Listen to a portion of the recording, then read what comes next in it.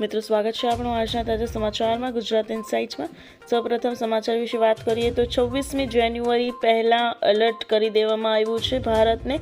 ભારતના 26મી જાન્યુઆરી ગણતંત્ર દિવસના રાષ્ટ્રીય પર્વ પહેલાં દેશની રાજધાની દિલ્હી સહિત ઉત્તર ભારતના અનેક શહેરોમાં આતંકી હુમલાની આશંકા સેવાઈ રહી છે।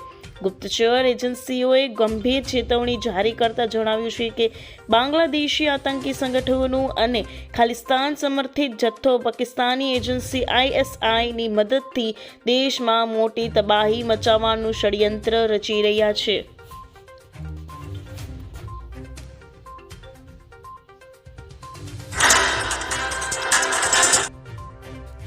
ગુજરાત પર ભર શિયાળે માવઠાનો ખતરો। ભારતના હવામાન પર સતત એક પછી એક વેસ્ટર્ન ડિસ્ટર્બન્સનો પ્રભાવ જોવા મળી રહ્યો છે।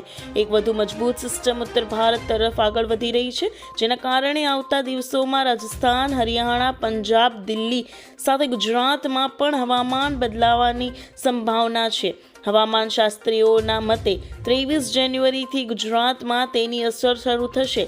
હવામાન વિભાગના જણાવ્યા અનુસાર 23થી 25 જાન્યુઆરી દરમિયાન ગુજરાતમાં કમોસમી વરસાદ એટલે કે માવઠા થવાની સંભાવના છે। ખેડૂતો માટે ફરીથી દુઃખદ સમાચાર। કેન્દ્ર સરકારની કપાસ માટેની આયાત નીતિ ખેડૂતો માટે જીવલેણ સાબિત થાય તેમ હોવાથી કિસાન સંઘ દ્વારા તાત્કાલિક આયાત ડ્યુટી વધારવા માંગ કરવામાં આવી છે। ભારતીય કિસાન સંઘ પરિસંઘ દ્વારા કેન્દ્ર સરકાર સમક્ષ કપાસની આયાત ડ્યુટી ડિસેમ્બરથી 25% ઘટાડીને 11% કરતા વિરોધ વ્યક્ત કરવામાં આવ્યો છે અને ફરીથી 25% ડ્યુટી કરવા માંગ કરવામાં આવી છે। ભારત કપાસની નિકાસ કરતું હતું, પણ હવે ભાવ ઘટાડવાના આશયથી દેશમાં કપાસનો પૂરતો સ્ટોક હોવા છતાં સરકાર 41.40 લાખ ગાંસડીની આયાત કરે છે, જેથી ખેડૂતોને આપઘાત કરવાનો વખત આવ્યો છે।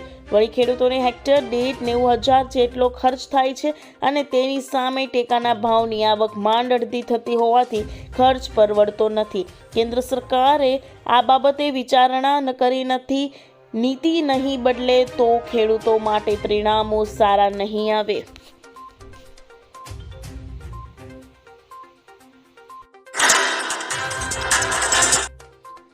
મંદીને કારણે બાળકો શાળામાંથી નીકળવા માંડ્યા।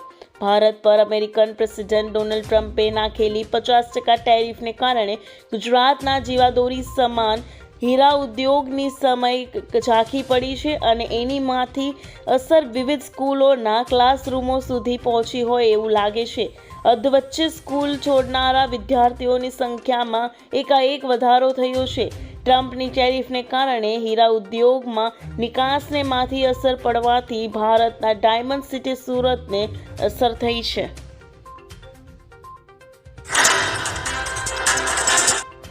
પાકિસ્તાનને ડર છે કે ભારત કંઈક કરશે। સંરક્ષણ સૂત્રોના જણાવ્યા અનુસાર તાજેતરની ઘટનાઓમાં સરહદ પારથી મોકલવામાં આવેલા ડ્રોન આત્મઘાતી કેમિકેઝ ડ્રોન નથી। આ ડ્રોન મોટાભાગે નાના હોય છે અને તેનો ઉપયોગ જાસૂસી હેતુઓ માટે કરવામાં આવે છે। આર્મી ચીફ જનરલ ઉપેન્દ્ર દ્વિવેદીએ આર્મી ડે પર મીડિયા બ્રીફિંગમાં જણાવ્યું હતું કે આ ડ્રોન ખૂબ નાના છે, ઓછી ઊંચાઈ પર ઉડે છે અને કેટલીક વાર લાઇટ ચાલુ રાખીને મોકલવામાં આવશે। જનરલ દ્વિવેદીએ કહ્યું, 15 જાન્યુઆરી આર્મી ડે અને 25 જાન્યુઆરી રિપબ્લિક ડેની આસપાસ પાકિસ્તાનને ડર છે કે ભારત કોઈ કાર્યવાહી કરી શકે છે। આવા સમયે તે ડ્રોન પ્રવૃત્તિઓમાં વધારો કરે છે।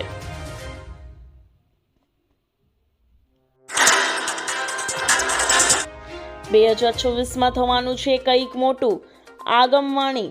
ભવિષ્યવાણી મુજબ પૂર્વી દેશોમાં મોટા પાયે યુદ્ધ ફાટી નીકળશે અને ત્યારબાદ તે પશ્ચિમી દેશોમાં ફેલાઈ જશે।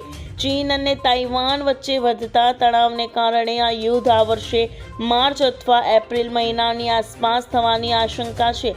આ યુદ્ધમાં રશિયા અને અમેરિકા જેવી શક્તિશાળી દેશો પણ સીધી રીતે સામેલ થઈ શકે છે। યુરોપમાં આ યુદ્ધથી અભૂતપૂર્વ તબાહી થવાની સંભાવના છે, જેનાથી આખો ખંડ બરબાદ થઈ શકે છે। અહેવાલો મુજબ આ સંઘર્ષ બાદ રશિયા એકમાત્ર વૈશ્વિક મહાસત્તા તરીકે બચશે તેવું અનુમાન છે। વિશ્વભરમાં રાજકીય સંઘર્ષો અને યુદ્ધના ભય વચ્ચે દુભાષિયાઓએ માને છે કે બાબા વેંગાની આગાહીનો વર્તમાન સ્થિતિ સાથે સુસંગત છે.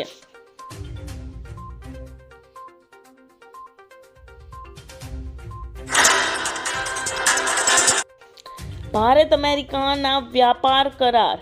તેમણે વધુમાં ઉમેર્યું કે ભારતની પ્રતિભાઓ ટેલેન્ટથી જ અમેરિકાની કંપનીઓ ચાલે છે અને ભારતના ઉત્પાદનોથી અમેરિકાના બજારો વિકસે છે. જો અમેરિકા ભારત જેવા દેશને પોતાનાથી દૂર ધકેલી દેશે તો દેશને મોટી મુસીબતોનો સામનો કરવો પડી શકે છે. જો અમેરિકા ભારતીયોની મિત્રતાનો સ્વીકાર કરશે તો અમેરિકામાં શાંતિ અને સમૃદ્ધિ આવશે. જો ભારતને અમેરિકાથી અલગ કરવામાં આવશે તો તેનાથી આર્થિક નુકસાન થઈ શકે છે, જે સમગ્ર અમેરિકા માટે જોખમી હશે.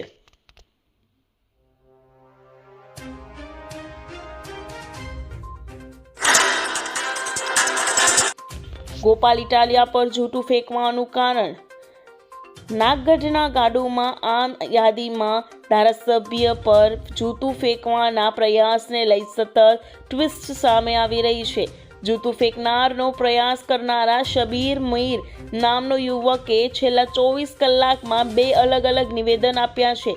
અગાઉ પરોક્ષ રીતે પોલીસના નામથી કોઈએ જૂતું મારવા માટે રૂપિયા આપવાનું કહ્યું હોવાથી પ્રયાસ કરવાનો દાવો કરનારા શબીર મીરનું નવું વિડીયો નિવેદન સામે આવે છે.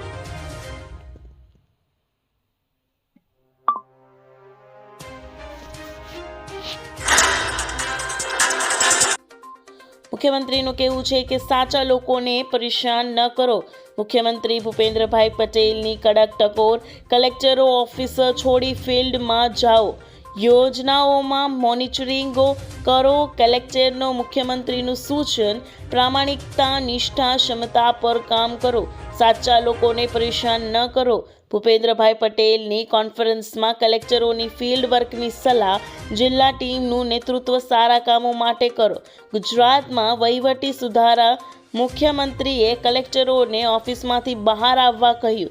ભ્રષ્ટાચાર પર ઝીરો ટોલરન્સ.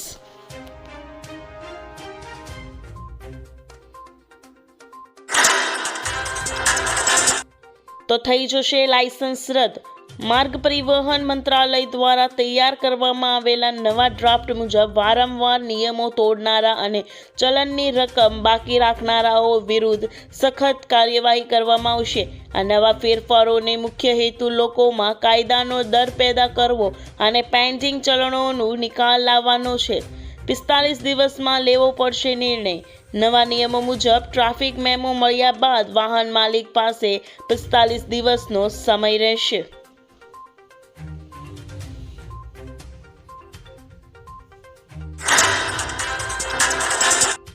મોદીજીનું ગરીબો માટે એલાન. ખેડૂતો દેશની આર્થિક અને ખાદ્ય સુરક્ષાની રીઢની હાડકી છે. તેમનું કલ્યાણ સરકાર માટે માત્ર નીતિનો મુદ્દો નથી, પરંતુ રાષ્ટ્રની સમૃદ્ધિ સાથે સીધો સંબંધ ધરાવતું મહત્વપૂર્ણ દાયિત્વ છે. કેન્દ્ર સરકાર અને રાજ્ય સરકારો ખેતી ક્ષેત્રને મજબૂત બનાવવા માટે અનેક પગલાં લઈ રહ્યા છે, જેના મુખ્ય હેતુ છે કે ખેતી ખર્ચ ઘટાડવો, આવકમાં વધારો લાવવો અને ખેડૂતને આત્મનિર્ભર બનાવવો.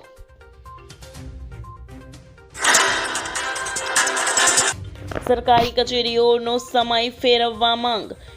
નોકરિયાતોથી લઈ રોજદારમાં કરોડપતિ સુધી બધાનો ઓફિસ ટાઈમ સવારના 10 થી 6 હોય છે અને સરકારી કચેરીનો સમય પણ આ જ હોય છે. આના કારણે તેઓએ સરકારી કચેરીના કામે જનારા પોતાનો અડધાથી આખો દહાડો નોકરીમાં પાડવો પડે છે.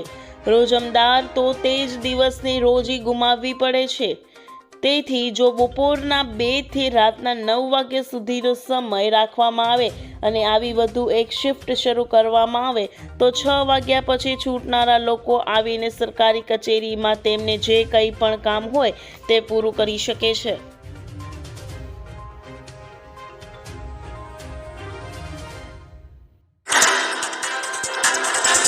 વ્યસન કરવું હવે મોંઘું પડશે. 1 ફેબ્રુઆરીએ રજૂ થનારા બજેટમાં પાન મસાલા મોંઘા થવાના છે. સૌરાષ્ટ્રમાં વ્યસનો બહુ વધી ગયા છે, પરિવારો તંગ આવી ગયા છે. એક સારી વાત એ પણ છે કે છેલ્લા 3-4 વર્ષથી ગુજરાતીઓના રસોડામાં થોડી નવી હલચલ મચી છે. ગૃહિણી પોતાની તમામ ખાદ્ય સામગ્રીની ગુણવત્તા માટે સભાન બની છે, કારણ કે નિયમિત રીતે સબરખારમાં અખ્યાત જથ્થો ઝડપાતો હોવાથી ઘટનાઓ બનતી રહે છે. બેંકમાં ખાતું છે તો ખાસ છે જો. સ્ટેટ બેંક ઓફ ઇન્ડિયા એટલે કે SBIએ મોબાઈલ નંબર બદલવાના કૌભાંડથી બચવા માટે ગ્રાહકોને ચેતવણી આપી છે. ગ્રાહકોને નકલી કોલ અથવા મેસેજ દ્વારા PPO વેરિફિકેશનના બળાને ધમકી આપવામાં આવી છે. બેંક ક્યારેય ફોન, SMS લિંક કે ATM દ્વારા અંગત માહિતી કે OTP માંગતી નથી. અજાણી લિંક પર ક્લિક ન કરવા અને સાયબર ફ્રોડથી બચવા માટે 1930 પર ફરિયાદ નોંધાવવાની સલાહ પણ આપવામાં આવી.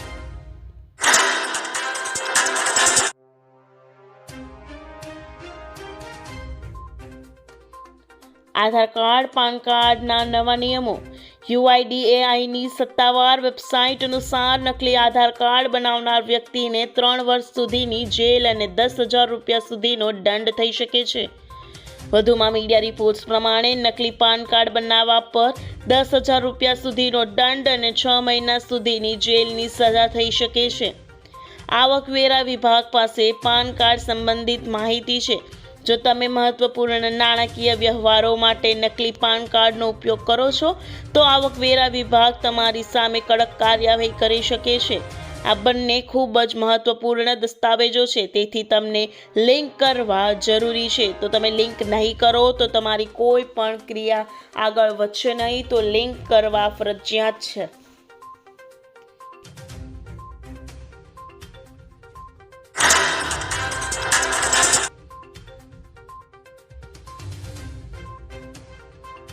રેશન કાર્ડ ધારકો માટે નવી પદ્ધતિ. આ નવી પ્રણાલી મુજબ દર મહિનાની 1 તારીખે રેશન કાર્ડ ધારકના મોબાઈલ વોલેટમાં અનાજ માટેની ડિજિટલ કૂપન ઓટોમેટિક જમા થઈ જશે. લાભાર્થીએ જ્યારે અનાજ લેવું હોય ત્યારે સસ્તા અનાજની દુકાને જવાનું રહેશે. તે દુકાનદારનો કોડ સ્કેન કરવાનો રહેશે. જે કૂપન રિડીમ થશે તરત જ તમને મળવાપાત્ર ઘઉં, ચોખા, ખાંડ કે મીઠું મળી જશે. આ પ્રક્રિયા ડિજિટલ પેમેન્ટ જેવી જ સરળ અને ઝડપી થશે.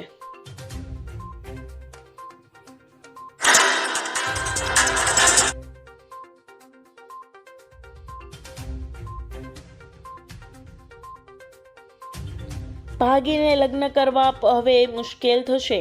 નવા નિયમો અનુસાર હવે ભાગીને લગ્ન કરનાર યુગલની લગ્ન નોંધણીને અંતિમ મંજૂરી ક્લાસ 2 અધિકારી દ્વારા આપવામાં આવશે.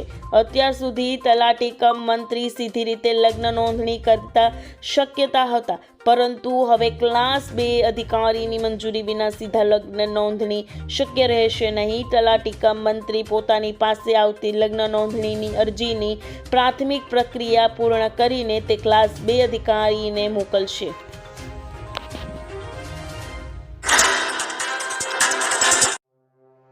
હવે તમામ લોકોના કામ ફટાફટ થઈ જશે. CMનો મોટો નિર્ણય. હવે ગુજરાતના નાગરિકોના કામ નહીં અટકે.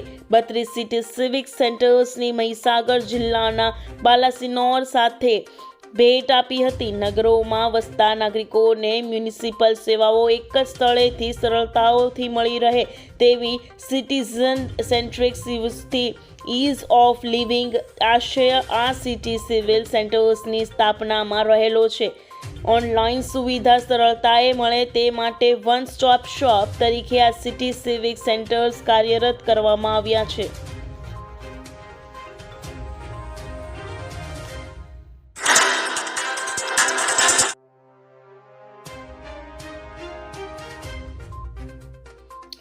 ભાડા વધારવાને લઈને કાયદો.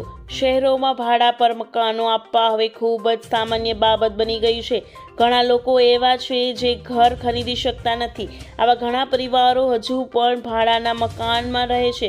જો તમારી પાસે ઘર છે અને તમે તેને ભાડે આપ્યું છે અથવા ભવિષ્યમાં તમારું ઘર ભાડે આપવા માંગો છો, તેથી ભાડા પર ઘર આપતા પહેલા મકાન માલિકો કેટલીક બાબતો ધ્યાનમાં રાખવી જોઈએ. તમારું હંમેશા ભાડુઆત પાસેથી કેટલાક દસ્તાવેજો લેવા જોઈએ તે તમને જણાવવામાં આવશે. ભાડા કરાર 2 મહિના કરતાં વધારે તમે ડિપોઝિટ ના લઈ શકો. 1 મહિનાનું જેટલું ભાડું છે તેટલી જ 2 મહિનાનું ભાડું તરીકે ડિપોઝિટ લેવામાં આવશે. અને જો તમારે કોઈ પણ કામકાજ કરાવવું હોય તો 24 કલાક અગાઉ તમારે લેખિત નોંધણી આપવી પડશે અને પછી જ તમે સમારકામ કરાવી શકો છો.